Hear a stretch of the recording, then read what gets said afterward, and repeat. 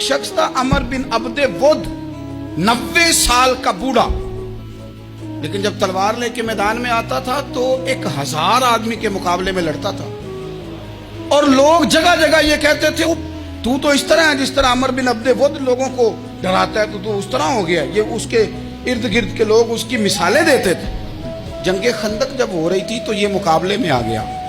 तो हजरत अली मुर्तदा शेर खुदा करमल्लाहु ताला वजहुल करीम भी तशरीफ फरमा थे।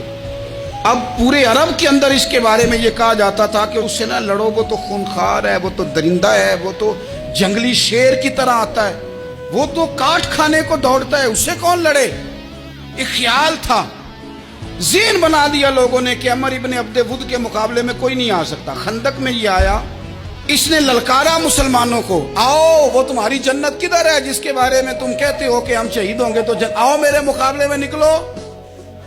जब इसने पहली दफा ललकारा तो अभी बात खत्म नहीं हुई थी कि मौला अली तलवार लेके अल्लाहु अकबर कहते खड़े हो गए।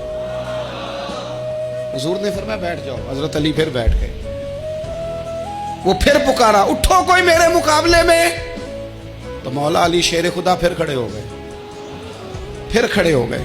हुजूर ने फरमाया बैठ जाए। हजरत अली तीसरी दफा उसने कहा ना है कोई, तो हजरत अली फिर उठे। अब तो रसूल पाक सल्लल्लाहु ताला अलैहि वसल्लम ने थपकी दी। बाज़ जगह यह है कि हुजूर ने खुद तलवार थमाई, सर पे इमामा बांधा और हुजूर ने फतह याबी की दुआ फरमाई। हजरत अली घोड़े पे बैठे निकले और जब उसके सामने गए तो जाके कहने लगा मेरा पता है। हजरत अली फरमाने लगे तू अपना छोड़, मेरा पता है तुझे, मुझे तू जानता है। कहने लगा मैं 1000 के मुकाबले में अकेला लड़ता हूं। हजरत अली शेर खुदा फरमाने लगे पता नहीं तू किन से लड़ता रहा है, जाने वो कौन है जिनसे तू लड़ता रहा, वो कौन 1000 थे जो तेरे मुकाबले में आते थे, पता नहीं। तो कहने लगा मेरा नाम मेरी माँ ने अमर बिन अब्दे वुद रखा है। फरमाया छोड़ तू, मेरी माँ ने मेरा नाम हैदर रखा है।